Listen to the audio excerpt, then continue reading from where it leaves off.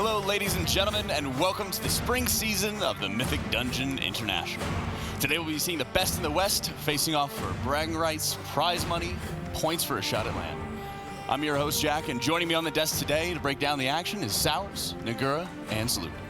In order for the teams to get to this Western Cup, they had to first go through the time trials. 3 different dungeons, and the cumulative time allowed for those teams would be added up.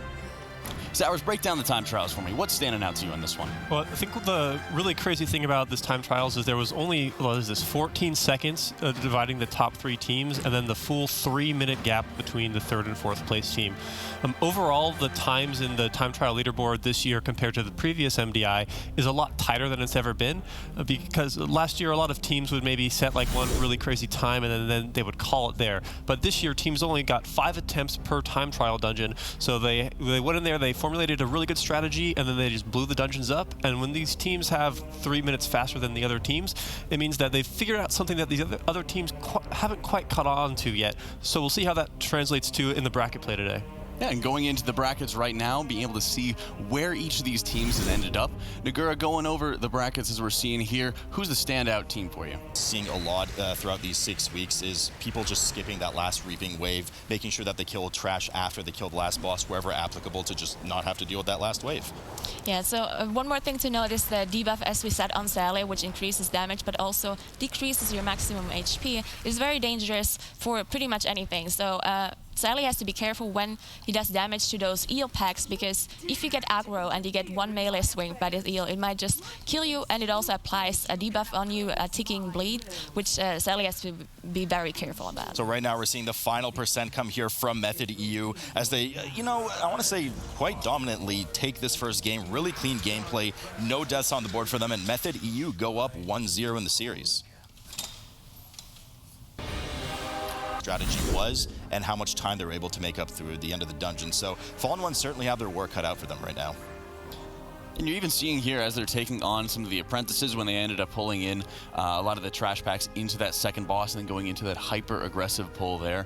The Shadow Meld just became so incredibly important, and I think there was a specific highlight that you were talking about, Sours, as well, for the Shadow Melds. Yeah, there's one really important Shadow Meld that it's kind of like, it's much easier to do when you have an Outlaw Rogue with the power of Grapple, where like if you can pull mobs like away, then grapple away from them really quickly. As long as you're outside of the range of a mob with stealth detection when you re-invis, it will not see you. So you can just aggro something, grapple really far away from it, go invis, and then you're home free. And they are able to use it to great effect. You see it happen by the second mini-boss.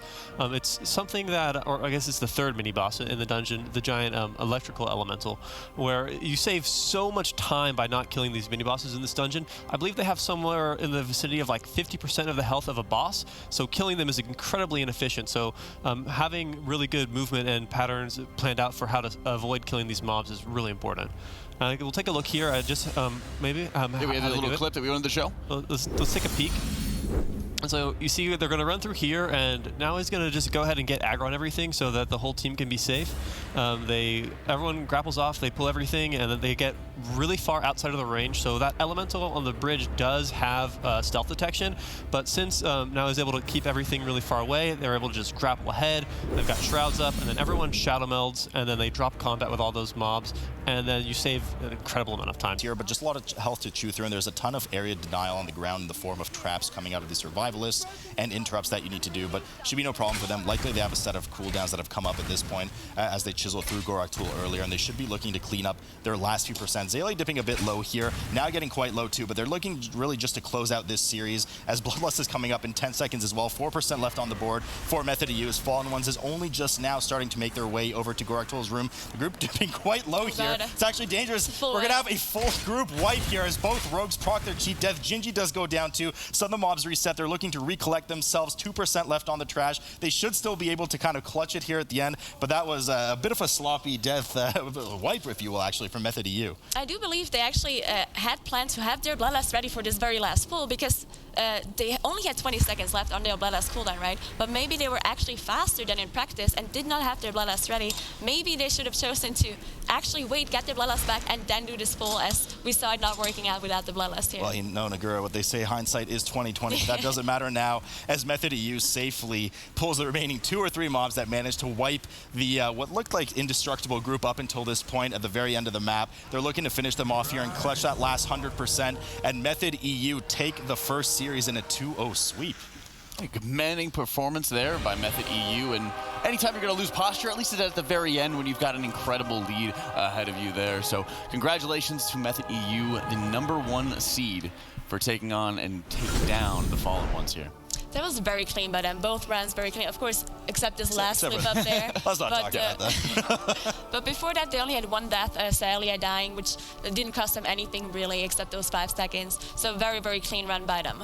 Yeah, I love being able to see how, you know, their most effective tool for being able to get rid of Necrotic was just getting out of combat. Just being able to kill down the mobs very quickly and very rapidly there. And when you're talking about some of those courtyard pulls, it was incredible how efficiently they were able to take it down. Yeah, I mean, they relied very heavily on a very, very strict CC rotation chain to keep the tank safe from Necrotic. You know, they didn't have just unlimited kiting potential in the middle of a Blizzard. They had to deal with a perfect timing of stuns and ROPs. Yeah, so we're going to look over some of the things that were kind of define this dungeon, where Method EU really was falling behind, it seemed, in the beginning, and Fallen Ones were really pulling ahead. And then this pull where Sierra dies, and then they're losing DPS, everyone starts to fall further behind. And we see that with Method EU. They kill Boss 4 just only a couple of seconds after Fallen Ones killed Boss 3, so they pulled incredibly far ahead once they got to that courtroom. A lot of what the Fallen Ones, I think, were losing a lot of time to is they had a couple of pulls where they had their tank run off ahead, where everybody was standing around waiting for the tank to kind of wrangle some mobs and pull them back. And when your entire team is standing there waiting for something to do, that's seconds that you really can't afford to be losing in a race. Is exactly what's going to happen here. Now, if they kill the boss here and the lost soul, the big lost soul that you see there of Von Tortolan is still alive, it'll just stop aggroing as soon as the dungeon's done. So they don't really need to actually kill this Reaping. As soon as Harlan dies for them, it's over. They're just using this as a damage battery, essentially, for the Unholy as much as they can. Harlan Sweet now just hitting 30% for Team Poluka on the left side, hitting that increased damage taken phase 100%. You can see his health just start to melt down, but they still need to kill some trash after and have a 3-death difference. Yeah, and there went the DK, as we mentioned as well. So they have about 35% left on this boss before they actually get to the double damage taken phase. We're going to have to see if that takes less time than just killing 1 trash pack, because that's about what 8% is. But it seems like Team Poluka is just slightly ahead right now. They are slightly, well, it's going to be close, man. It's going to be close. It's going to be close. They have that 15% coming up now. The boss just does die. They go over to the correct mobs. The correct mobs being, of course, some of the mobs here, the Ravagers, cast Painful Motivation. Very important that the players do not interrupt this. It will debuff them and up to 2 extra trash mobs around them to tick for 3% of their health per second, but also increase their damage done by 45%. Something that you want the tank to mitigate well, but it also essentially the mobs just kill themselves as they melt here. A lot of quaking coming up on the bridge as they do well to spread out, and they CC the Oarsman on the side, making sure that the Painful Motivation hits him, as he is the most dangerous mob of this 2-pack here. Buccaneers are going down now as well. Team Poluka should be able to finish off in just a moment, but they will have a bit of extra time for Learn to Fly, as Learn to Fly is now hitting 45% on Harlan. It's going to be a close one, Zyro. Yeah, we have to mention as well that Learn to Fly gets an extra 15 seconds because of the death counter, so it's going to be a lot closer than we mentioned. Now, Team Poluka there, they actually split up those trash mobs perfectly. There was a 2-pack with a Ravager and a 4-pack with a Ravager, and they moved one of the mobs from the 4-pack into the other Ravager, so all 6 mobs could get debuffed. I mean, it's going to be close, but I don't see them doing this in 8 seconds. They haven't even gotten over to the damage taken increased phase, which is in 6%, and unfortunately, that's going to be all she wrote for Learn to Fly. It was a close one, and Team Poluka's kind of careless errors at the end almost cost them the match, but they were able to clean it up. Yeah, very close match there. Unholy K's AoE damage, funneling it into single target with Fester Might and seeing how far they can go. I mean, the Unholy DK just cut through those like warm butter. They all got destroyed, but unfortunately they do need to deal with some forced time intermissions in this phase. There is a cast time you have to deal with. There is those front 3 mobs you have to deal with. So as good as those eels were for them, and as much as they put them ahead, the reality is Team Poluka is at 20% on Volzuth. They should be able to finish him off before the next transition phase when he reaches 100 energy. Doing well to keep the small adds, those kind of shawlings coming in, as we can see the manifestations of the deep. If those hit the boss, they will explode for damage and give him 10 energy. more quickly prompting the transition phase. But Volzith does go down, and they're going to run over desperately now to the Eels, the remaining percentage that they need for the dungeon, try to clean up everything, all 4 packs at once, and try to finish off a series. Yeah, the thing about these eel packs is they aren't free, right? If you're pulling more than 1 pack at once, they do a lot of damage to the tank, and they do a lot of damage to the group as well if the tank kites too far away, so they need to be very careful here. Now, the Elemental Shaman is going to help with that. Like we said so many times this dungeon, the earthquakes, the knockdowns, you'll see all these little earthquake icons popping up over the eels when that starts going down. It's just going to be very useful to pull AoE this pack down. Yeah, and they're just starting with, Stun Totem right into Shockwave from the Prot Warrior. A lot of damage going out on the tank. At this point, the tank's probably popped everything. Shield Wall, last stand. Everything is just stay alive and not have to kite too much. We do see click kiting around, which is why there's such chunking damage going on Sin occasionally, as some of those shadow dots do hit the surrounding melee. 22 stacks on Barua. They should be able to clean this up in a second. It is really dangerous. I mean, there's a lot of damage as Barua does go down. They just don't have, it's just too much damage to deal with, but they should be able to finish them off, at least slow them and just the casters finish them off. Even if the group half wipes by now, it should be okay. Last battle res going out on Barua as they cap the 100% and take the second match. I mean, well fought by Learn to Fly, but that first boo-boo just kind of set them back too far. Yeah, you know, it's kind of a what-if scenario. If they did get that first boss down on their first try, how close would it have been? Yeah, powerful performance there by Team Pulaluka, and even you're seeing a little bit of sloppiness on both sides there, especially when this is a map that we compared directly to Method EU versus Fallen Ones there, where I believe, Sowers, you said it was like 19 minutes and 8 seconds, was it? Yeah, that's correct. Yeah, and it was incredible to see the difference, just apples for apples, as to how those teams are doing. So, strong performance against their opponents, but they really got to start cleaning it up after that. Definitely. Like, there was just the critical failure of Learn to Fly in the beginning of the dungeon when they learned how to die against the first boss, right? It was really unfortunate. You can't afford to have a giant boss reset like that. I think if they hadn't had the full wipe, they would have been fine. We'll take a look here at just what happened. So they're doing boss 1 with the Reaping Wave. It's not looking so good. Like, this was like the other a time where like they almost had a wipe. Like, there's just so much damage that they had to deal with, and just a couple of mishaps quickly spiraled out of control for these guys and ended up taking them out. Yeah, it was interesting seeing that first battle res being used very early on by Learn to Fly when they were right underneath the balcony. You talk about that a little bit, Zyronic? Well, yeah. I mean, one of the things that we definitely didn't give enough credit in this dungeon was the Raging Affix. I mean, we saw it at the end of the dungeon there, too. The tank and the rogue almost went down at the same time there. I mean, things getting Raging all at the same time is incredibly dangerous for a group. Yeah, and we were just seeing how, the rogue instantly starts dropping down onto it, and, the clips we want to start talking about, and what are you going to show us here is ours. Yeah, we're just going to see exactly what happened to Learn to Fly, why everything's about out of control. So they're dealing with the first boss. Things were looking okay. Dilemma goes down, and so they use their 1 battle res charge that they have available. And now all of the Reaping comes into the boss, and Glix is just getting pushed back. He's got 25 seconds of debuff, just gets a dispel. Looks like just taking so much damage, and then he falls. And now that he's dead, they used their battle res earlier on Dilemma, and he's dead again. And then the whole team just wipes it up here.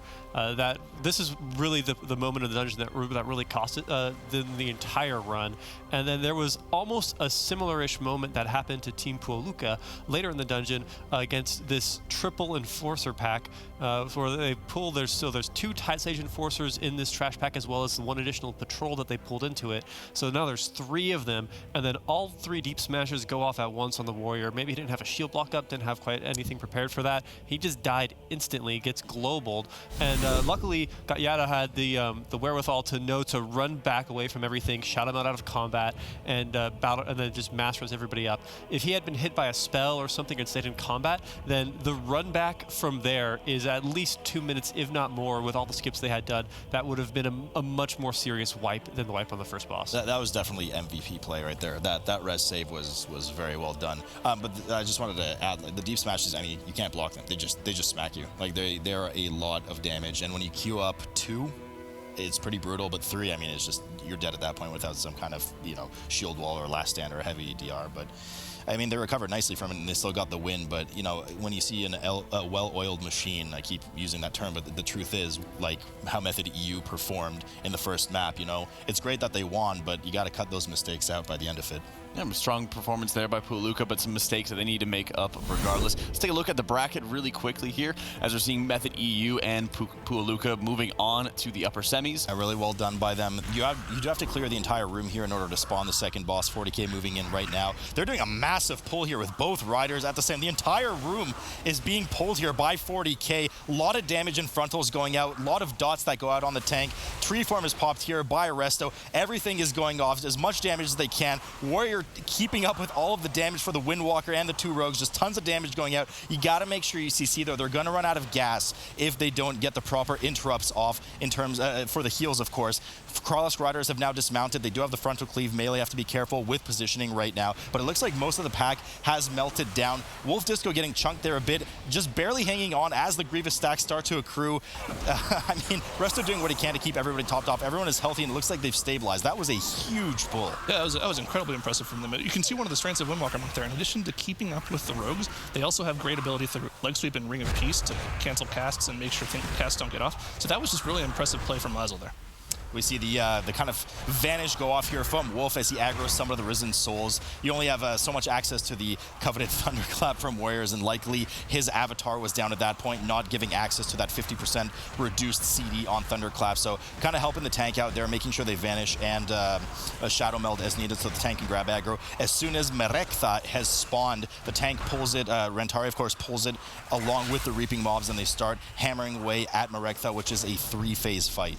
Yeah, the first phase and the third phase are probably the only dangerous parts of this fight. In the first and third phase, the boss will target one of the players in the group, stunning them, and the only way to get them out is to DPS the ad that spawns from it, or stun the ad that spawns from it, which will free the player and allow them to fully DPS the boss. Now, the danger comes from the player being rooted in the Noxious Breath on the ground. If you don't get them out of that quickly, they'll die very quickly, especially in this Grievous. Well, it's not Grievous, but if Volcanic gets on them, or some of the other affixes in the dungeon get on them while they're stunned there, very dangerous. Yeah, certainly don't want to be standing in spit on the ground at 70 and 40%, as Ironic mentioned. There will be transition phases where 4 smaller snakes pop up. In the second wave, it's going to be the snakes that kind of put the cloud on the ground that you can't DPS through. The first snakes are just some poison dealing damage, dot dealing damage to the tank. Nothing to write home about. The boss burrows underground and kind of circles the arena and cuts through it occasionally, damaging any players that it comes in contact with. Merektha now at 43% for Method and A, so, you know, regardless of the big pull that 40k had, it kind of just acted to catch up to Method and A. So Method and A had built quite a nice lead, and the two teams are quite neck and neck at this point. Yeah, I didn't really see what the difference was in trash they pulled at the start of the dungeon, but that 1%, I mean, it could have been the difference here. Method and A is just ahead based off of just pure strategy right now. Their damage is better, their pulls have been better, and even though they did do that massive pull like we mentioned, they're still slightly behind. Yeah, they're still slightly behind, but I mean, you know, one more of those pulls later in the dungeon, those kind of ballsy pulls, and if they pull that off, it's going to set them ahead. But this dungeon, unlike, you know, Freehold that we saw earlier, it's certainly a more linear dungeon. You don't have nearly as many options to skip trash as you can. We're going to see probably some tricks coming out in the Gauntlet area where the Snake Eyes, and of course the bridge leading down to the final boss. So we're going to see what teams skip what here. There's also a couple of casters coming up after Merektha dies, which is about to here for Method and A. So not too much trash left to skip, and the teams are neck and neck. Ahead, they're dealing with the last couple of hexers here, 40k on the side for the second wave or second phase of the boss, if you will. After which they will need to heal the boss up another 30%, the avatar here. So the healing starts to go out again, making sure they use the orb buff that drops from the Heart Guardian appropriately to bolster the healer's healing on top of the boss. Now we see these little plague toads come down. Once they impact a player, they do explode for disease damage that gives you a dot and a healing reduction. Yeah, and also we also failed to mention that 40k did use their Bloodlust in the second phase of the fight, so it's pretty efficient usage. You use your cooldowns on the first set of ads, you use your Bloodlust in the second set of ads, and then you have your cooldowns back up for the third set of ads, plus all the trash they're about to pull. So we do see finally the Hexers pop up along with the Guardian for the final wave. The Avatar of Sithralis has already come down. As you can see, we said earlier, they rush over, grab all of the trash that they can with this just super beefy buff that they get from the boss. 50% haste, 50% increased healing, and 90% decreased damage taken, so the tank can just sit there and face tank all these Heart Guardians, regardless of the buffs that are going up. At this point, Grievous doesn't really do anything either, so they're looking to wrap up the rest of the trash. Method and A, not to be forgotten, they pull the rest of their trash as well, and it's really neck and neck right now to who is going to be able to cleave everything down faster. Yeah, I mean, are they going to die? Are they going to wipe things? That doesn't really come into play anymore. Right now, it's just who's going to DPS everything down the fastest. Yeah, I mean, it's like you can see, I mean, Rentari has an enormous amount of stacks from the Hard Guardians. Doesn't matter. He's barely taking any damage just because of the buff right now. We have one Hexer left on 40k side with 3% trash remaining as they try to just cleave everything down desperately. One Heart Doctor on the side that they need to cleave down as well. Method and A just a bit behind. They're falling further and further behind at this point. Last Hexer going down in just a moment for 40k, and they seal it out. Those big pulls, Zyra, I mean, really paid off for them as they take the first game. Yeah, absolutely.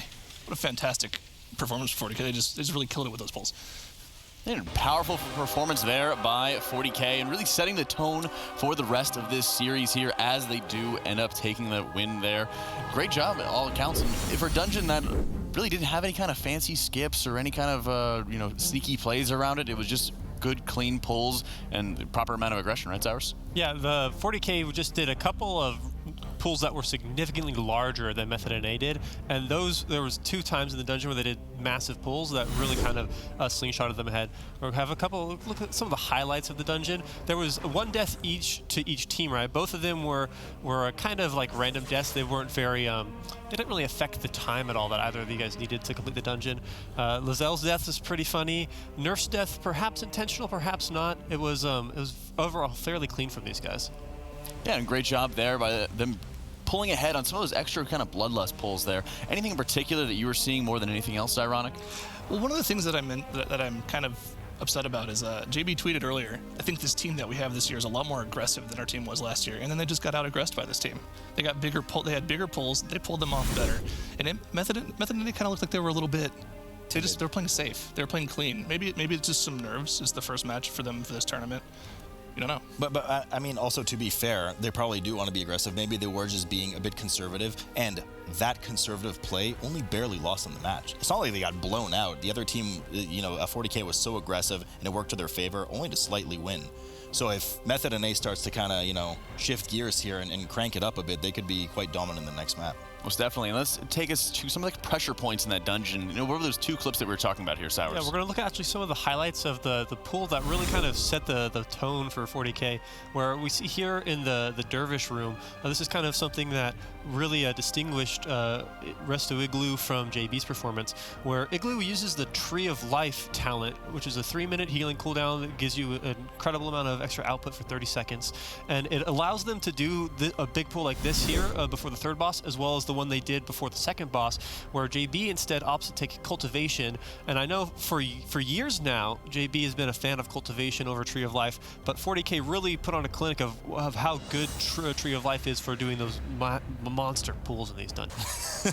You hate to see it, Zyra, if they don't. You're wishing for it in the last map, too. We'll see here in just a moment what they do. A lot of the efficiency in this boss we mentioned in the last map is not, yeah, we see them run up as they kind of tag some extra trash on the side.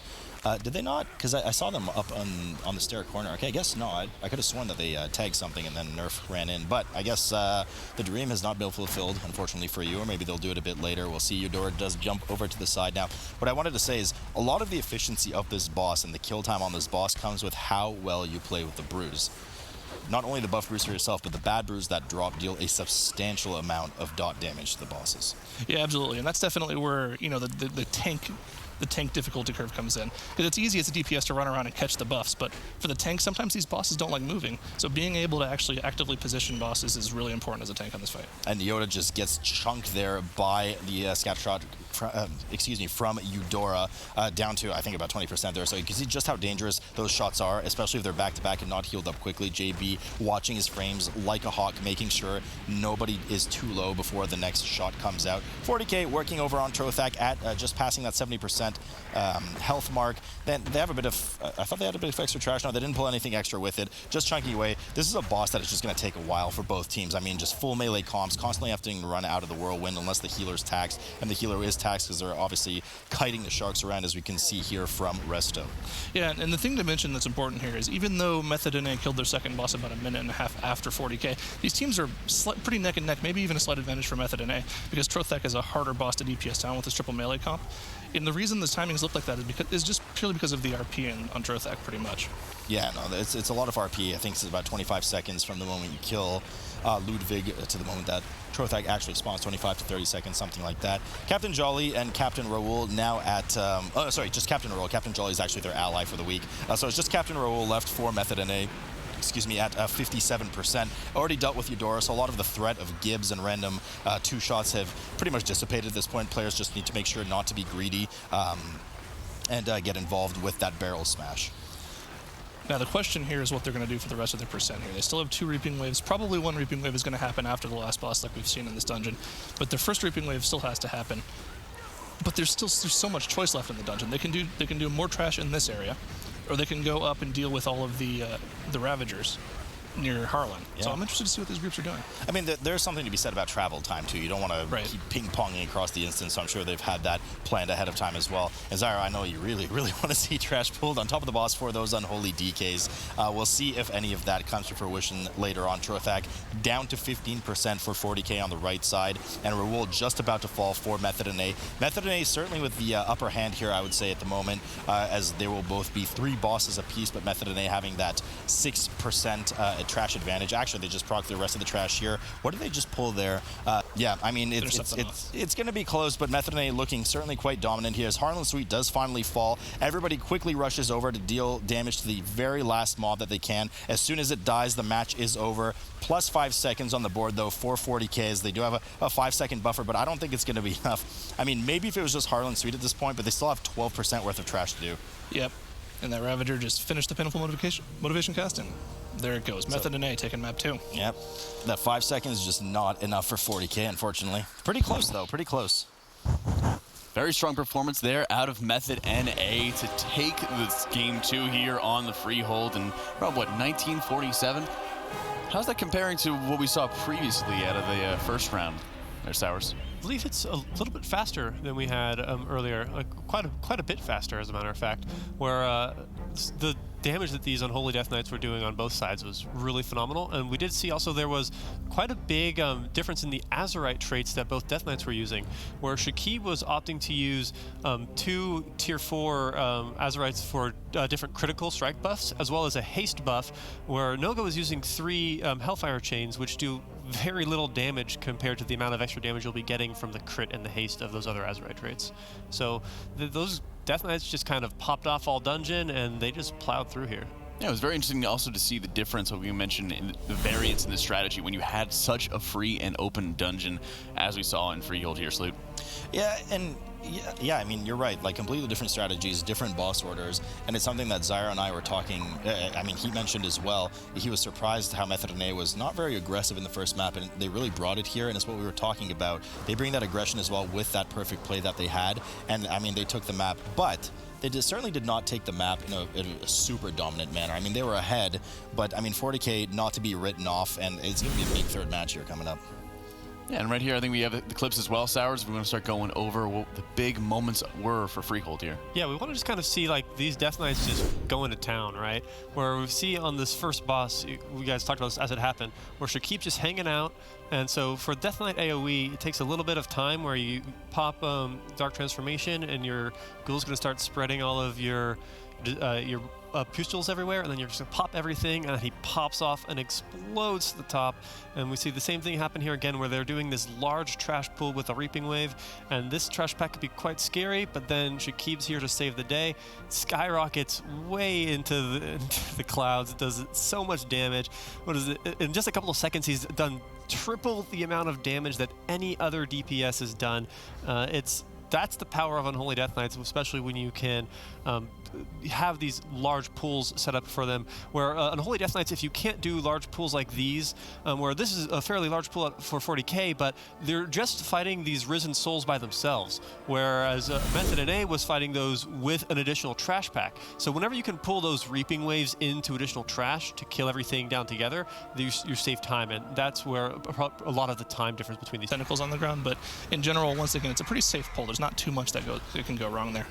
So we do see all of the caster mobs kind of group up on top of the boss. Really well done by them. And it's nice that they're already kind of all central. There's only a couple of Grey Bolts sneaking on the side. We see the Death Grip come up there from Shakib, making sure he's kind of minimizing as much as they can, because if they're all stacked together, then at least you can start to take advantage of the leg sweep and the shockwave from the Prot Warrior to help CC some of those Grave Bolts and minimize the group damage going out. Shakib getting just one bolt to the face, not a big problem, as they dodge the exploding mushroom balls here.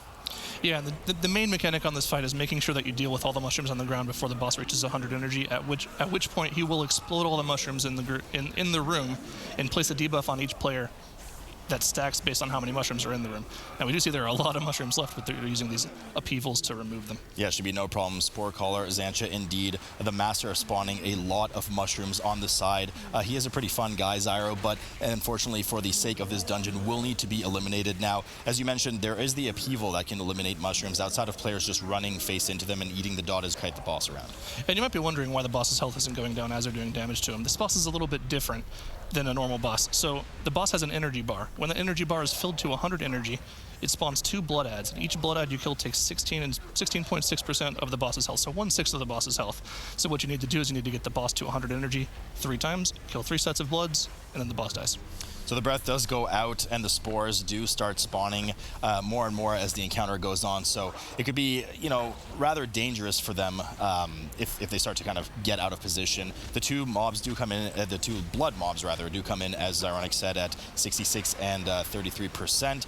Each one, at 100 energy, and each one you cleave down gives 16.6% of the boss's health. So you have to cleave 6 down in general. The spores are riding in from all directions. Rather sporadic movement here from the rest of the group, but they only have 1 extra wave to deal with. Yeah, and at this point, I mean, it's kind of over at this point. We saw that 40k had their problems in the dungeon, and they kind of did bring it back a little bit. They're on the last 2 mobs here, which is pretty impressive in general considering the start they had. But all Method has to do is fill up this energy bar one more time, spawn the 2 blood adds, and even the Titan Keeper will help them finish them off. There's just too little too late from 40k. I am curious to kind of peek in on exactly what happened with the multiple wipes after the first mess up. Looks like they kind of tried to get themselves forward because they skipped some trash, and maybe Shroud wasn't up. Hopefully we'll have some insight into that later. But Method looks like they're about to finish it off here. The big robot keeper helping them out by channeling his damage onto the remaining 2 blood adds. 1 gets melted, and finally the last one goes down. Unbound A-Bomb is down, and Method NA take it 2-1.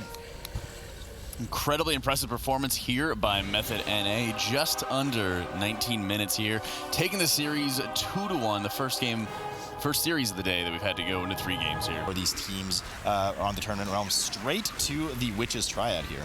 Yeah, we see both teams actually going straight to the boss, while Method U, we saw earlier, they actually skipped this boss before, did some other trash, and then pulled the Reaping backwards. But we see both of the teams using their Bloodlust here for this first boss.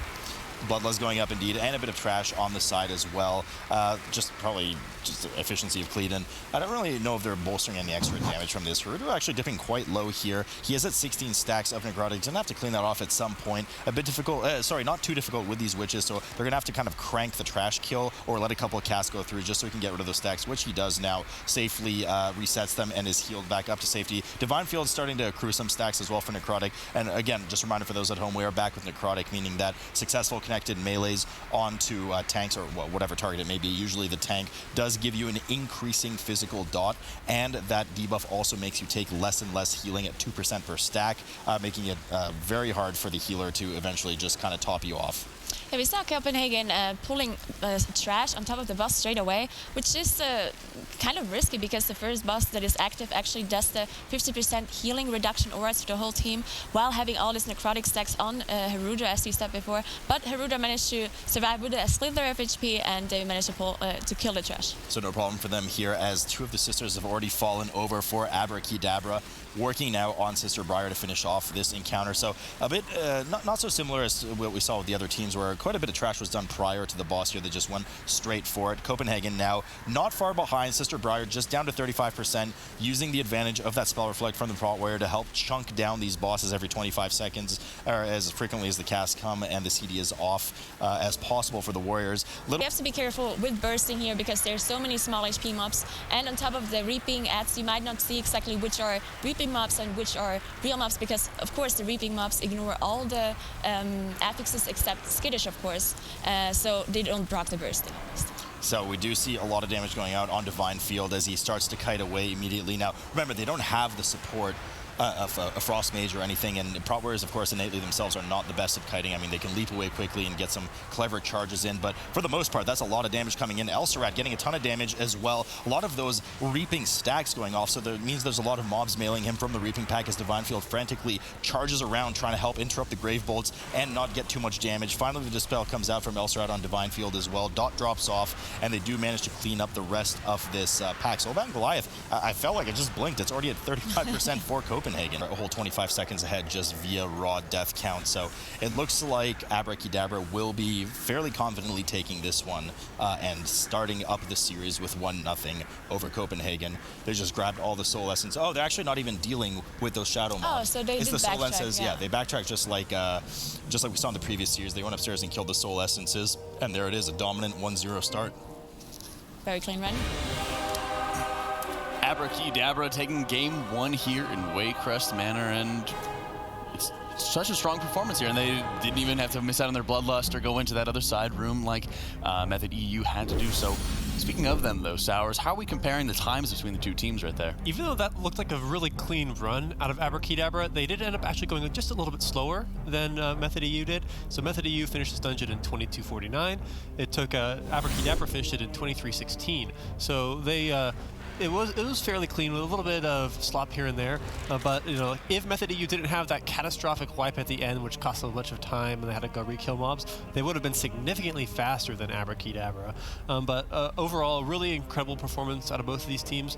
Just a couple of errant deaths here and there from the Copenhagen interpretation that kind of set them back behind. When the healer's dead, the tank can't really stay in to do damage. We saw Herudra taking hits to the back as a Prot Warrior and falling down. And it was just, you know, these things didn't look very good, and this fell further behind because of these simple mistakes that kids kept on. That would be unfortunate, but we do know Jay's a mathematician, so he will be able to have calculated this ahead of time, making sure that they cleave everything down well. Hexers, there's still a couple on the side. Yeah, there's just one in the back with the skull mark on it. I'm not sure why they're not... they're still on top of one right now, so they're just cleaving this one down. Hexers are the main priority here, after which they'll be able to move to the last one, cleave the remaining Plague Doctors down along with the Heart Guardians, and finish up the map, taking the series 2-0 in just a moment. But I mean, really clean play here from ABRAKEYDABRA. There Sure. a bit of slop in the first dungeon we saw with Waycrest, but overall this one was just really clean, 0 deaths. Not even that many scary moments for the tank or the DPS. No, 0 deaths, like they played very cleanly and they had a very good route. We saw some weird pulls coming out of them, but it worked out for them. ABRAKEYDABRA, Dr. J showing why he wants to miss raid and cause Suit to get more gray hairs here. 2-0 victory by ABRAKEYDABRA, taken down at Copenhagen interpretation here. They will be moving on to those upper semis, and overall, like you said, it's just that strong execution that we were seeing out of it, and we've seen a whole slew of temple keys so far, Sours. Yeah, they did actually end up going slower than 40k did in this dungeon, but they did it with 0 deaths, whereas 40k had 1 death, but they did go slightly faster. So that's just kind of the difference between pools and how the routing in these dungeons come down. And even though you guys talked about how this is a very linear dungeon, Temple of Sethless, there isn't really that much you can do to skip mobs, but every team we've seen do this dungeon has done it slightly differently. There's been different spins to the Temple of Sethless pools. You know, the freedom you have with 2 shrouds in your group to do whatever you want in a dungeon is pretty remarkable. A couple, you know, like the deaths that Copenhagen had weren't like all that crazy. Unfortunately, one of the members died to the arrows. Like he's got double hit. You know, this is like we see just ABRAKEYDABRA just pulls ahead and ahead and ahead, and no deaths. And Copenhagen just kind of stumbles behind. And while they did do that really large dervish pool before the third boss, the mobs didn't do a very good job kind of ever stacking. So their AOE cleave efficiency wasn't all that good on that. It was not indeed. And looking at the bracket right now, we've seen all the teams playing today, upper semis. Next round is going to be Method EU versus Team Pualuka. An ability where the boss will spin in a circle, and if you get hit by the Gatling gun, you take ticking damage, which in this tyrannical setting is a lot of damage. In addition to that, like you said, the bots will fly to different spots in the area and apply a vertical and a horizontal line of rockets in a 2x3 grid, not a 3x3 grid as some people think, it's 2x3. We can see them flying around here. Yeah. On the bottom right, one flying through the middle of the screen, and they're going to apply a line of rockets based off of where they're facing. You can see them do it right now. When this happens at the same time as Gatling gun, there's not that much room coming out, in addition to the quaking also going out. So these guys have to be very, very efficient with where they're standing, making sure they're spread out, but not too spread out, so that when the rocket goes out, they don't also take more AoE damage. Yeah, and the tank also needs to make sure that he moves the bus accordingly, because if he doesn't move the bus fast enough, then the Gatling gun will come out, and it might be exactly where the boombots are shooting their missiles, and then everyone has to walk away, and the melees can't do damage while the Gatling gun is going on. So it's very crucial for the tank to move it accordingly. And now we are in the intermission phase, where the boss is actually immune to damage. He does get this shield applied. Now a player will be targeted and has to run underneath one of those pillars to get rid of the shield. You have to hit 3 pillars to get rid of the whole shield, and we have the mob spawning as well. Right, these 2 Sky Scourgers that you have to deal with will do significant tank damage. In addition to that, they'll focus one of the players, draw a red line towards them, and in order to make sure that that player doesn't take full damage, the entire group will, well, not the entire group, but at least one more player will have to go in. On the side of Team Poluka, we do see 2 more deaths once again during their trash skip, which means another 10 seconds on the board, and they haven't even pulled the boss yet while Method EU is at 35%. Yeah, now at this point, if they don't do anything wrong on Method EU sides, they should be able to pull this off. We see, of course, both teams had their Bloodlust ready for this fight, and one thing to mention here as well is that they didn't actually manage, they didn't have to get rid of all 3 pillars, because we probably had a monk statue or something there on the second pillar, which does weirdly count as a pillar getting hit. So instead of having to hit the 3 pillars, they only had to hit 2. Yeah, it's just a weird mechanic with the boss. Whenever someone's pet dies, it counts as one of the pillars. There's not really much you can do about it. But we do see them getting it down to 10%. They only have to deal with 1 or 2 more sets of mechanics. The nice thing about this fight as a healer that Method EU can deal with is the Rocket always prefers ranged players. So if you only have a healer and 3 melee in the group, the Rocket will always go on the healer. On Team Poluka's side, it could go on the Elemental Shaman. So they don't really know. They have to have 2 people move in and out the entire time instead of just 1. And we do see the boss go down for Method EU. Pretty dominant, clean performance once again for Method EU. Very clean from them. Method EU continuing this string of dominance so far here, taking game 1 against Team Poluka, was just now getting to about halfway through the boss, so very dominant performance there, and the clean pulls, the execution that we've been coming to know from them has just been so profound, right, Sours? Yeah, everything that Method EU did in this dungeon was just like that much better than Team Poluka. They had more trash going into the first boss, killed it slightly faster. They only had to do 1 trash pull after they defeated the first boss, while Team Poluka did 2 trash pulls. And whenever you can like do 1 pull instead of 2, that's some simple math there, let me tell you. It's twice as fast to do half as many pulls. So having more count going into the boss, and then having to do less after the boss really helped them pull ahead. And they did every single skip in this dungeon flawlessly. 0 deaths on all of their Shadow Meld skips, where every single skip from Team Poluka had 1 or 2 deaths in it, which isn't necessary when you have the Shadow Meld. It looks like they had like an intentional suicide on their last skip, but it wasn't like then somebody else dies as well, and then right as the guy died, a quake went out, and if a quake comes out during the mass res, you lose so much time sitting in there waiting to get kicked while you're trying to res your team up. We do see Click going down on the side of Team Poluka in this skip once again, and they're fixing to pull this trash to start the next boss. Unfortunate. Coming back to it, guys, we did have a bit of an issue with the orb despawning in the Sethless room here. So as the rules have been stated, we are only conducting remakes when the dungeon is not able to be completed. So we're going to reset the instance here because the orb does not respawn and just has been a despawn that has been pretty rare from happening in most cases. So at this point, I know the last time I actually saw it was something in early Season 1 or just coming out of beta or something along those lines. So we're going to remake it, make sure that we get all the teams reset, get everything that they need to be taken care of, and then we'll go right back into it. As we were seeing, AoE them down. Once they only have 1 Hexer left, this is Azalea just kind of chipping it down a little bit so that once they finish off the AoE, they can just insta-kill that mob. But like you said, it's just super clean from them. They're going to finish off that last Hexer as they finish the rest of the trash, and they're going to be done. They have 0 deaths again, very clean by Method. I'm very impressed that they managed to do this dungeon 2 times in a row without having any problems, any mentality problems. Just 0 deaths, very clean by Method. An incredibly well-composed Method EU takes game number 2 here, taking it over Team Pualuka. And Cyrus and I were talking about this backstage just a little bit, but Method EU isn't really a team that's been known for pushing a lot of keys during the regular season or just doing it normally, right, Cyrus? That's right. So last year, the Method EU squad came in. They were a live key pushing team, and it was very apparent when we saw them competing in the tournament, where everything they were doing in dungeons is exactly how you would go about doing a key on live, where you're just trying to push for as high as the key as possible, as opposed to as fast as possible.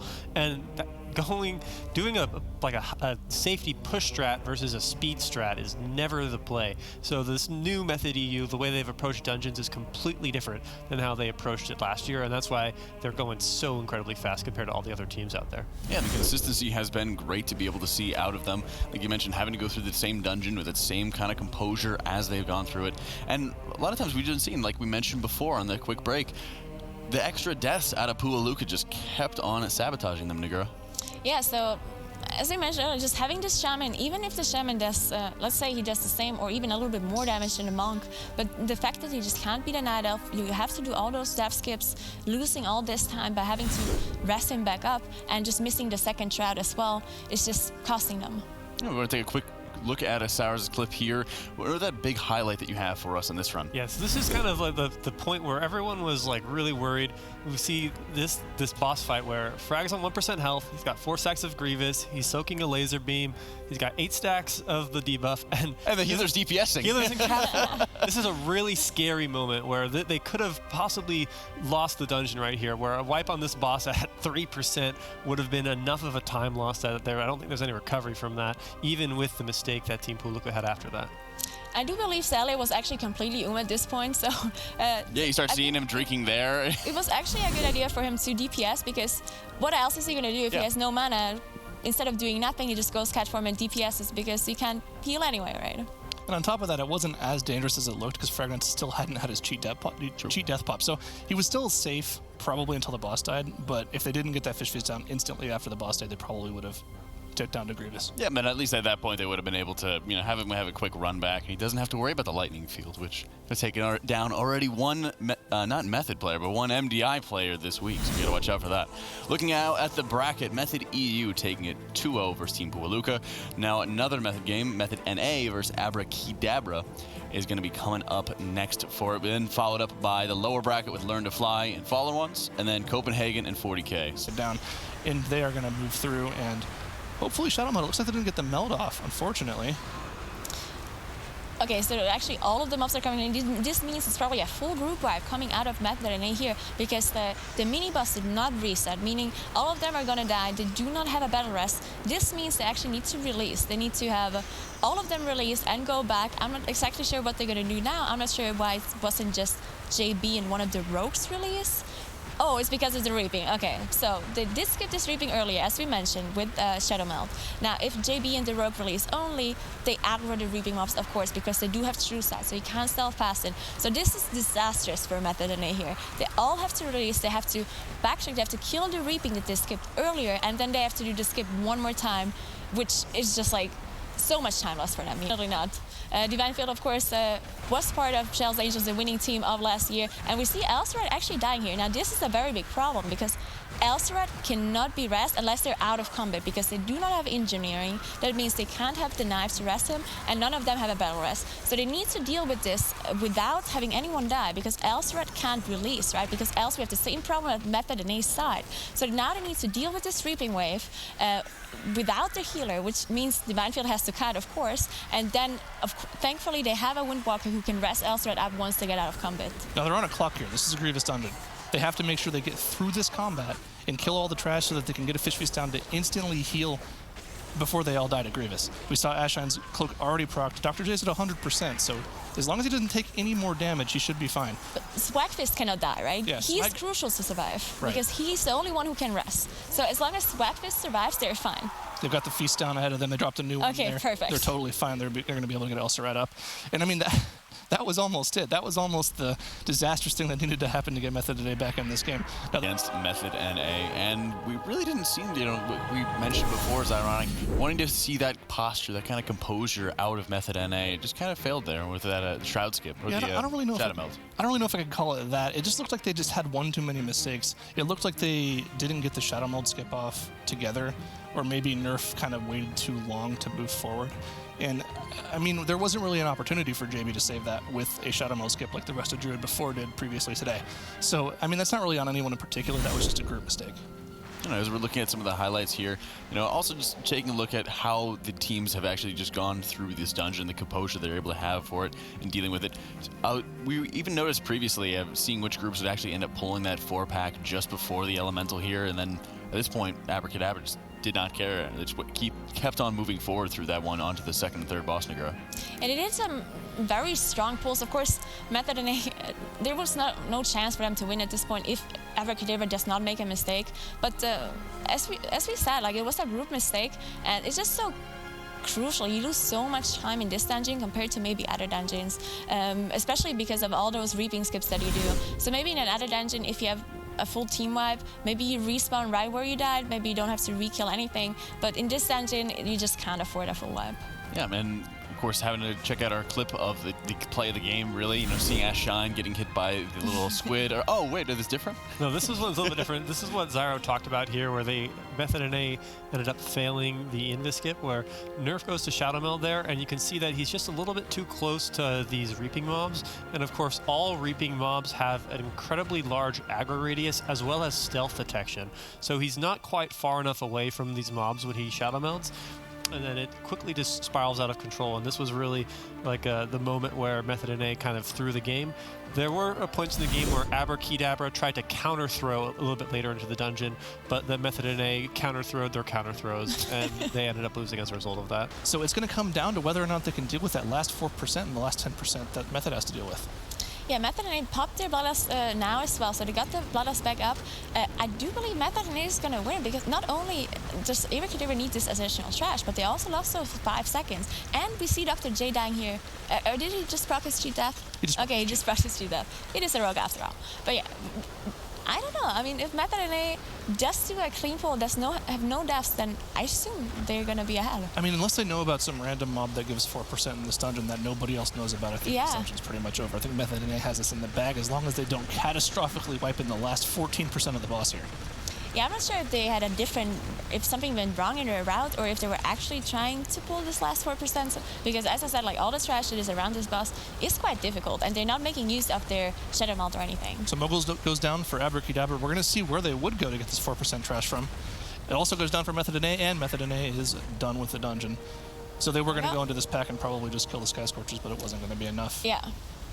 Not enough for ABRAKEYDABRA, as Method NA showing its life in this game 2, tying up the series and putting us towards another game 3 here. Sours, that was a strong performance by both teams there. It didn't really feel like there was something that massively put one team ahead. It was kind of Method NA just eking out that victory a little bit. Yeah, it got really kind of close right after the second boss died, but then Method NA decided to go get their kill count there, and then once they had kill count, it was like, oh, these teams are neck and neck. They're at the exact same spot, but Method NA had that 4% additional trash count that Method PogChamp, sorry, they're not PogChamp anymore, they're now ABRAKEYDABRA. So ABRAKEYDABRA didn't have that trash percentage, and so while they were like super close, that 4% trash difference was really kind of what sealed the deal for them there, especially because that one death didn't do them any favors either on that last boss there.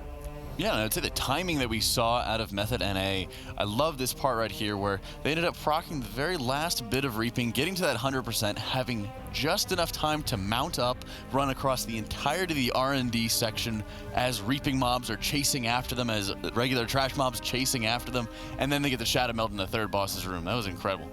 I think that was actually like a very good strat. This is the first time we've seen this coming out in this tournament, and it's very smart. Like, instead of backtracking after the last boss, have to go back, kill the mobs, you just do what they did. Like, you kill the 4 mobs, you skip.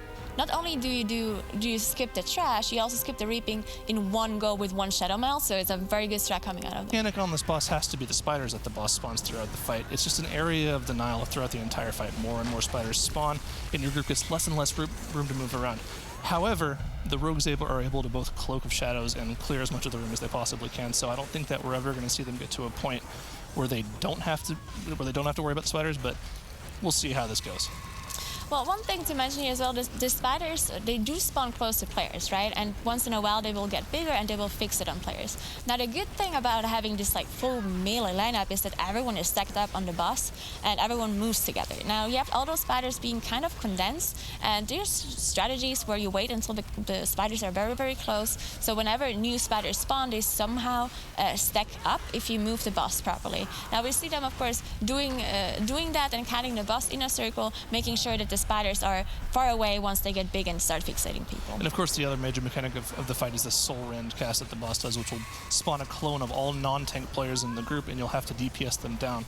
If you don't DPS them down, they'll fixate on top of the boss, and if they reach the boss, they'll apply a pretty strong shadow debuff to everyone in the group, which stacks.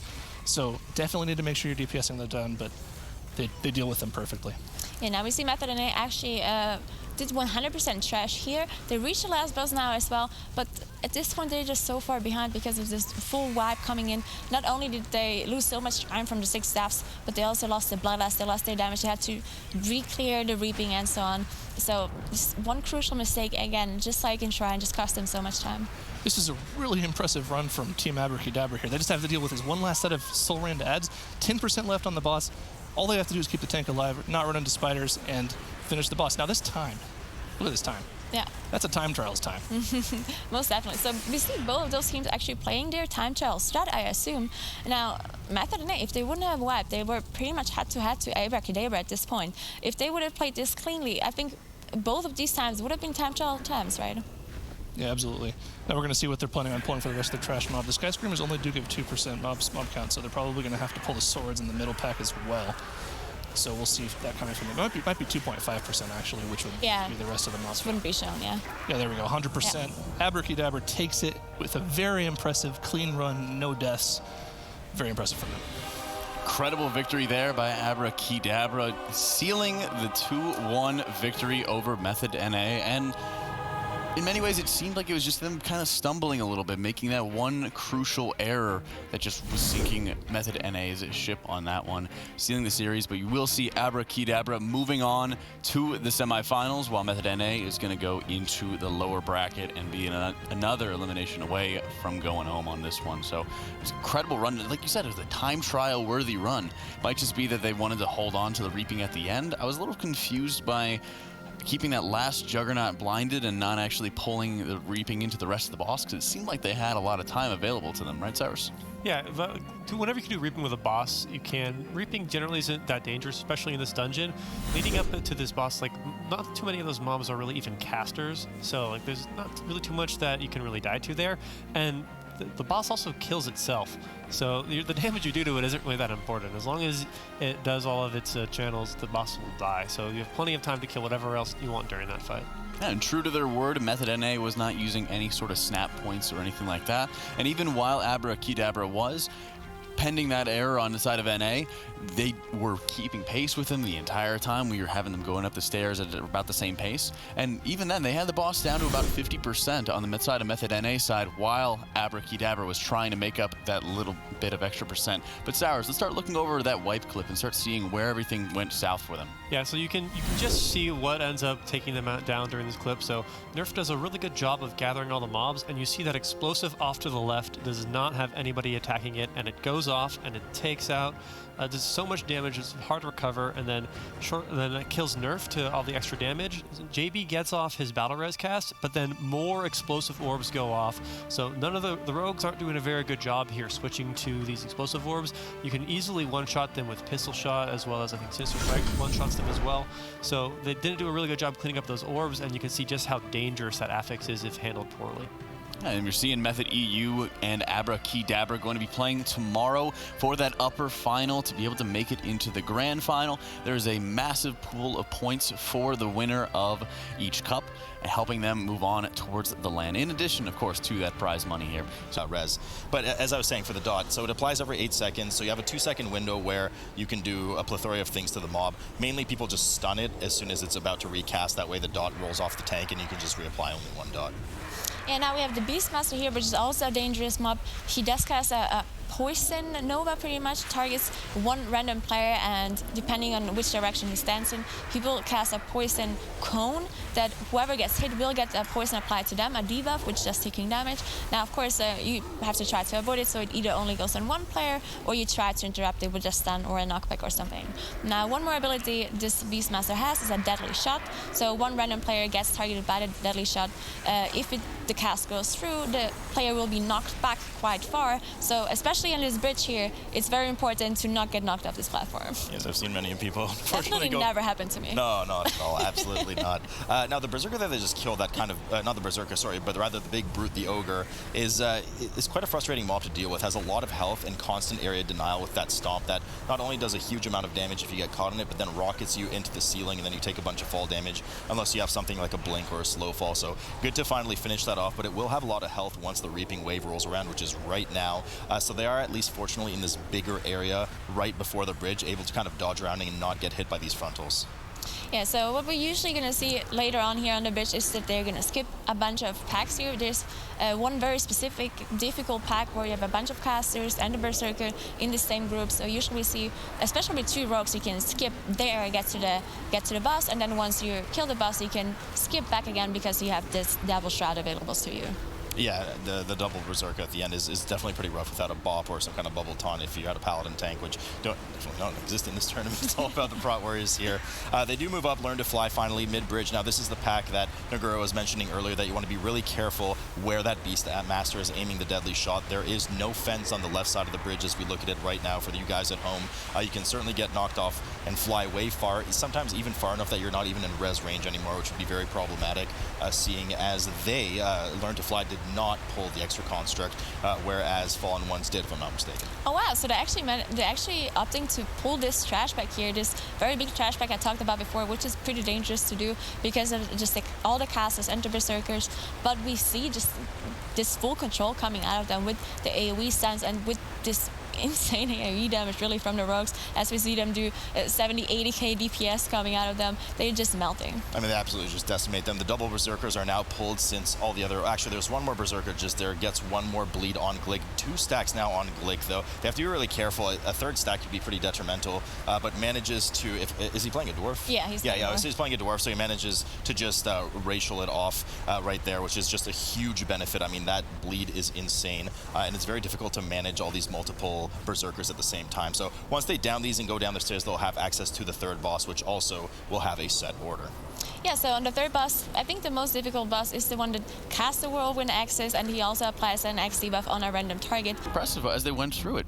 They stayed composed, they followed what their game plan was going to be, and like you said, it's not something new to them. They already had to be able to play a very clean King's Rest to be able to get through it. No, very impressive performance. What do you think, Sours? Yeah, really clean run out of Learn to Fly this dungeon. So much cleaner than when they were in the upper bracket. They had only 2 deaths throughout the entire dungeon. They just did a really good job. This is one of the dungeons that this team had so much practice on, with this being one of the time trial maps, and it really showed just how well they performed here compared to in some of their sloppier dungeons in the upper bracket. And as we're going through some of these runs, seeing where, the animated guardians, as they're going into that second boss room, having to deal with so much of the damage from bursting that just really was bringing them so low and causing them to be able to lose a little bit of their footing, get put onto the back foot, eventually wiping them as they pull the Reaping into the boss there. While on the other side for Learn to Fly, they played their own game. They were able to play defensive enough and safe enough on some of those pulls, and then have their strong execution whenever they end up playing aggressively here. Kill the mobs right before he casts a Shockwave, for example, then the pool will drop and he will just heal up. Yeah, so quite dangerous, and we have a little unfortunate action here for Learn to Fly as Edelweiss goes down. Drastic goes down as well. Undead dipping quite low. Glick running for his life right now as they try to finish off the rest of these Reaping mobs that are chasing them. Unfortunately, Glick will go down too. Undead procs his cheat death and likely will be dropping in just a moment. Dilemma just trying to do what they can to clean up some of these really low mobs, wanting to make sure that they at least make the most out of the bad situation, but this is going to be really costly to Learn to Fly. I mean, these two teams, Naguro, were neck and neck up until this point, and that's just going to be disastrous unless if Fallen One keeps up the pace that they've been going at. And this is a big problem, as we've seen before. Now, Learn to Fly, the only battle res they have is on Edelweiss, right? She was the one dying on top of the Windwalker, so now they didn't have a rest to get them back up, even though they do have 2 rests available to them. But they just didn't manage to use that rest ability, and now they have to backtrack. They have to release, they have to stealth back, and there's probably going to be Reaping Souls on the way. They have to reset completely, which is going to cost them just so much time. Bring us, of course, back to that Game 3 and another trip to the Temple of Sethrilus. Yeah, like we talked a lot about Unholy Death Knights and how incredible they are for AoE, and we saw they didn't have any of those reaping mobs for the Unholy Death Knight to take advantage of on the last boss, and he got out DPS'd by the healer. So that's Unholy Death Knight single target, where unless you can really design a dungeon's pools around the Unholy Death Knight, it's not worth re-rolling them to one of them right now. They're not as fodder as the MDI might lead you to believe.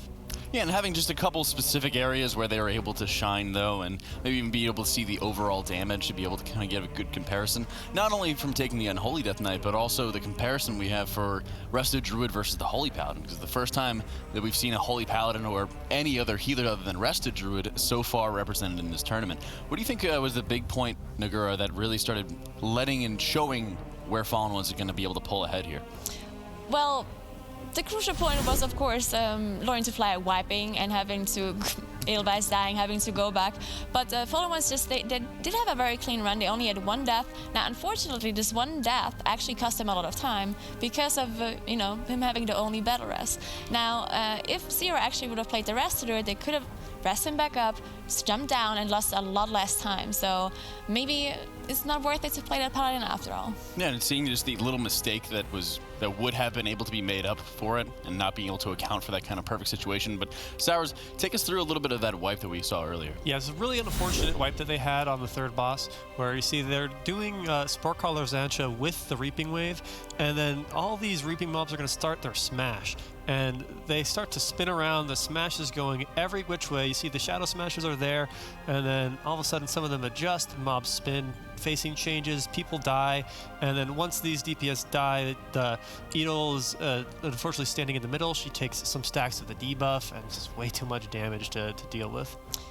Yeah, so the problem was that the Windwalker actually was dead before Edelweiss even died, because Edelweiss she got 4 debuffs of the deceased, right? If the Windwalker would have been alive, he could have dispelled her, and they could have salvaged the situation, but because both of them died, it just spelled disaster. Something to keep an eye on. You're absolutely right. Edelweiss at about 1/3 of the mana pool right now, so hopefully she has enough to sustain through the rest of the fight right now. Myrektha at 82% has learned to fly. Typically, like we've seen from the other groups, pulls the Reaping on top of the boss. Fallen Ones, not to be forgotten about here, though.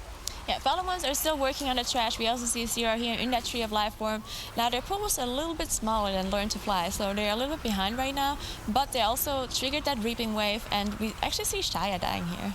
Yeah, I mean, the battle res comes up right away from Sierra, who was in tree form right there spamming, so had to kind of take a little break from that to make sure Chai gets res back up. The trash was only at about 50% HP, and although the pull was a bit smaller than Learn to Fly's, still a very dangerous pull, so you don't want to just be missing one of your DPS for the entirety. Not only will it take very long, but you do increase the kind of risk of wiping there. Myrektha now returning for the 2nd phase here, the easier phase, Nagura, as you mentioned earlier, where there's only a blind now. Yeah, so they only need to turn around whenever you cast a Blinding Stand. There's no breath here, so their positioning doesn't matter. They still have to get the people out of the knots, which you can do with stuns. And then the boss goes down one more time, and he comes up for the last phase. At 40%, which is right now. And now we do see some of these sand-encrusted strikers come up. The snakes that drop that kind of AoE cloud that allows you to, or that makes enemies just get missed by anything that's with them. So you see a kind of circular kite pattern coming out here from Glick, making sure that you're constantly getting pulled out of those clouds. Usually a lot of teams like to kind of just start to stun lock them the moment they see some cast go through and just delete these snakes as quickly as possible. But the team is currently paying just a bit of attention to that agitated Nimbus that finally does go down. One of the tricks that you mentioned earlier to be able to pull some of the trash through the door. Yeah, so they pull this, we've seen almost all the groups do that so far, just pull this one Nimbus through the door. It's just more efficient, especially because this boss has a bit of downtime. So the intermission phase is not finished as soon as you kill the mobs, but it's on a set timer. So if you kill those small snakes, that's the name. If you kill the small snakes, if you kill them, then sometimes you might just have downtime, just sitting there doing nothing, because the boss is still going around and just not coming up for you. Advance on through that lower bracket here. And very strong job here as we're going through Temple, and we've seen so much Temple tonight, right, Sours? Yeah, this was, for Learn to Fly, they just kind of were like one pull ahead of the Fallen Ones this entire dungeon, where Fallen Ones just kept on falling behind ever since the first boss, right? They were just, like, the boss was like almost dead, and then it was like halfway through the boss fight for Learn to Fly, and then Fallen Ones engaged with the boss. And then Learn to Fly had a couple of deaths during the boss, but none of them really mattered. Their first death, they had a battle res available, and the second death during the first boss was when the tank was no longer really taking any damage, so it didn't hinder them at all. So they just continued to just kind of pull further ahead, where they were engaging bosses slightly faster. On the second boss, they were like one cycle ahead the whole time, where when the boss was like down, that was when Fallen Ones had just engaged it. And the same thing here on the very last boss, where as it hits 100% for one team and it hits 70% for the other team.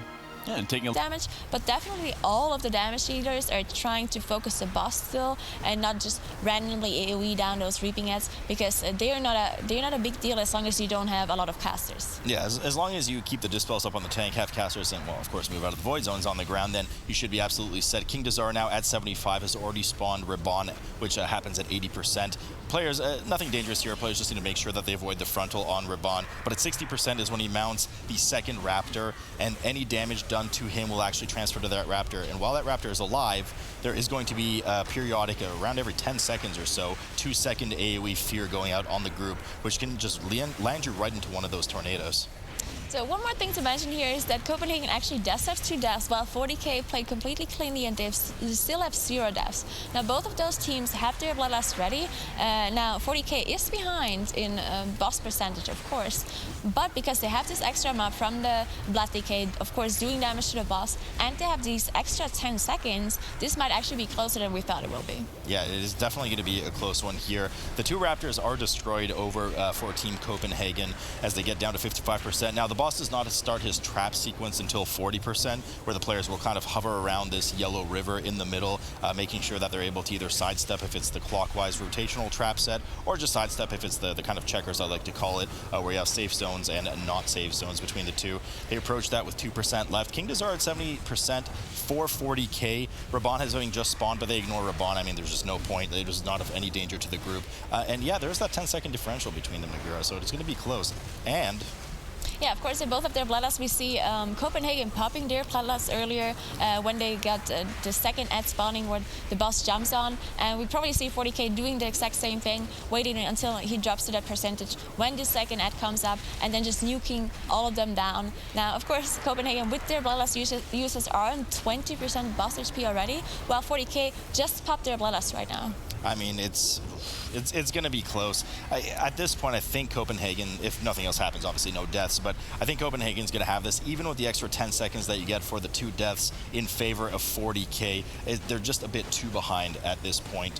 Copenhagen just had some cleaner pulls, even some bigger pulls in some areas, but we do see 8% here on Dazar as they move out of these trap sets, the checkers version, if you will. 5% left on the boss. After this boss dies, they'll have an extra 10 seconds for 40k to finish it off, but it looks like it just might be too little too late.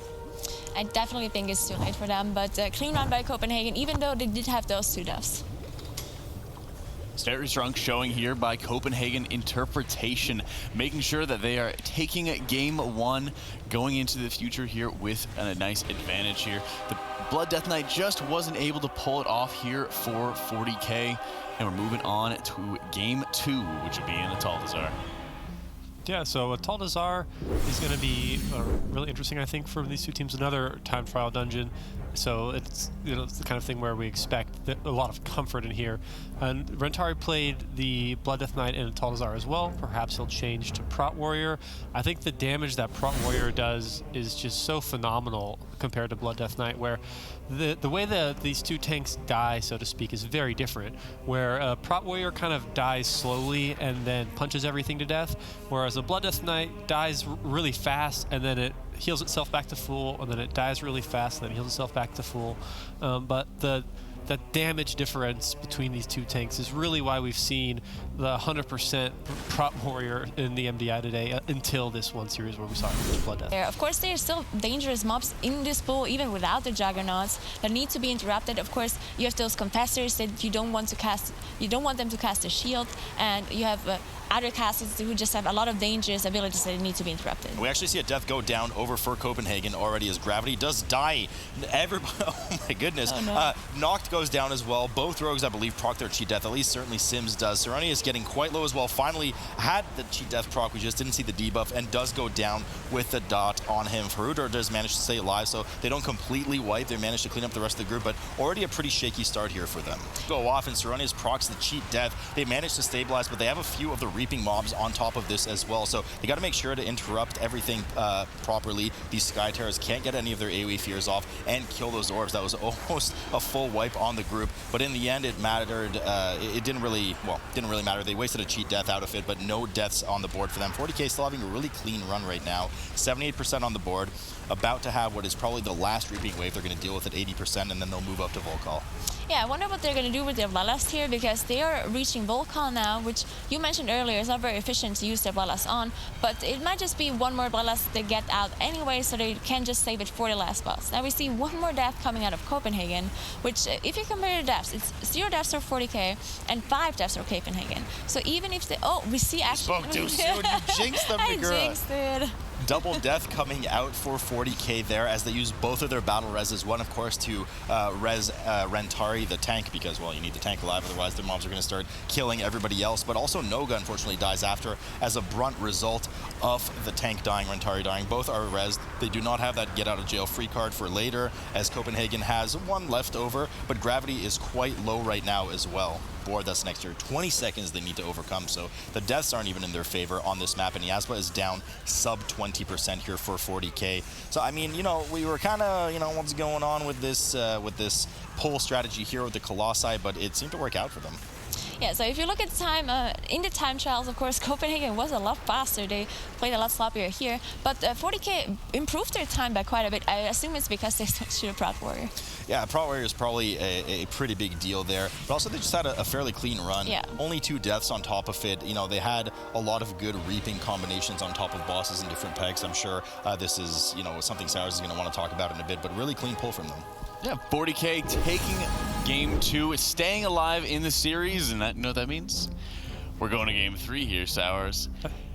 That's right. The finish was incredible, though. The finish that they had was like, what, top 5, top 6 or something like that from time trials that we've seen previously? Yeah, Copenhagen was like, yeah, they were, I believe, 4th in time trials or something like that. The finish they had just now. Yeah, just now? Yeah. This just over 16 minutes? This team would have been probably like 5th-ish, I think, for time trials with the time they just set here, which is really impressive during cut play, because the mentality of cut play is a lot different than time trials when all eyes are on you, with the whole broadcast watching. We see, you know, from the very start, Copenhagen had a little bit of slop, and then kind of where the teams were trading bosses, where I was like, which team is ahead right now? I'm not quite sure. Trash percentage was kind of weird.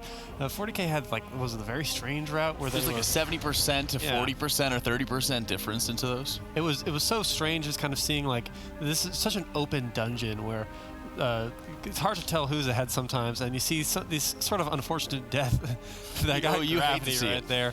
You know, Gravity just keeps pulling you down, and he kept going down this whole. Loaded by Ursul's Vortex from the Druid, getting really low though. Gravity and a Harudra both go down. Noct goes down as well. Serenius goes down. 4 deaths on the board. Fortunately, they did pull the mobs all the way to the front entrance, so maybe, I mean, I don't think so, but maybe it was part of their plan that they die, so they could just release at the beginning of the instance, but likely not a very stable strategy if that's the case. Nonetheless, 4 deaths on the board to double the amount on 40k side, who are just now working on their second phase of the Witch Triad.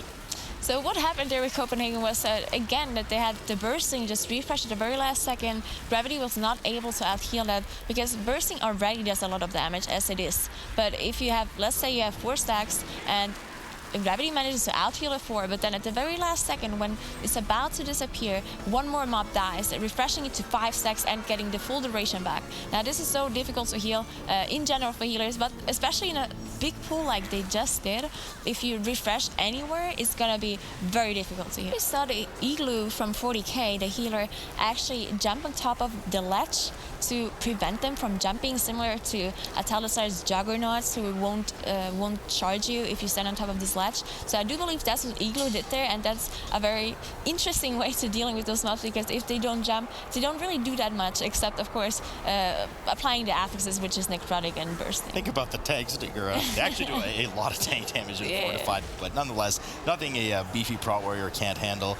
Down to 45% now for Gorak Tool on Copenhagen's side. We still have Bloodlust available for 40k at 50% HP. I'm going to go out on a limb here and assume that they're saving it for some kind of similar method EU pull upstairs, which is a really dangerous trash pack with Necrotic and Fortified. That they need to make up their percentage remaining somewhere. Copenhagen also still has 4% left, which will be made up on the Horrors prior to the Gorak Tool boss encounter. Yeah, so as you said, it's probably in the trash to do later, because 9% is quite a bit that they're missing. So, but if that means they have to backtrack all the way like Method EU did, it is going to cost them quite a bit of time. So we do see the Gloom Horrors. They're actually not waiting until the boss dies. They pull the Gloom Horrors right on top of Gorak Tool, try to cleave it down with the rest of the boss. There are 3 of them in there right now. It is the remaining percentage that they need, and Gorak Tool is dead. So now they only really need to deal with the rest of the mobs here. We can see Gravity kind of kiting back and forth to make sure that not all mobs hit him at the same time. 2 Gloom Horrors have hit here, and now they're just looking up to clean the rest of this trash. Yeah, so once they kill the trash, they're gonna have the percentage. So Copenhagen, I don't want to say clean performance, because both teams had some hiccups, but Copenhagen probably ended up having the better route and just had a better execution. Yeah, I mean, ultimately, that's certainly what it came down to, but a bit of slop play. It was a bit of a slugfest, this last dungeon here for the 2 teams. The Copenhagen interpretation will take Game 3 here and seal the fate of 40k here. Copenhagen will continue on tomorrow, fighting it out in the lower bracket against their other EU counterpart here. So now going into tomorrow, we're going to have NA region kill and an EU region kill following along with it to determine who's going to continue on and move towards that grand final cup, move on towards LAN, move on to the points, the prize money from there. Sours, what were you thinking about that last game there? It's like Lee was just saying, it was kind of a slugfest. Yeah, there was definitely a lot of misplay from both of the teams. I think Copenhagen Interpretation maybe looked a little bit more prepared for the dungeon, where they didn't have to worry too much about getting all the additional kill count after the last boss, where I think it's okay to kind of backtrack a little bit to deal with some of those jump mobs in that final hallway, as opposed to teleporting all the way up to the start and running over here. So they did a really good job there. We saw they had these huge wipes at the start of the dungeon, which didn't end up costing too much time. And then occasionally a tank death here or there, because the necrotic in this dungeon is really scary. The damage tanks are taking is really scary. But they're able to kind of, limp through it, and limp through it just well enough to make it onto tomorrow. And taking a look at the bracket coming up, we do have Method EU versus ABRAKEYDABRA going into the upper final to see who will go into the grand final. Lower quarters has Method NA versus Learn to Fly. And then Team Pualuka versus Copenhagen.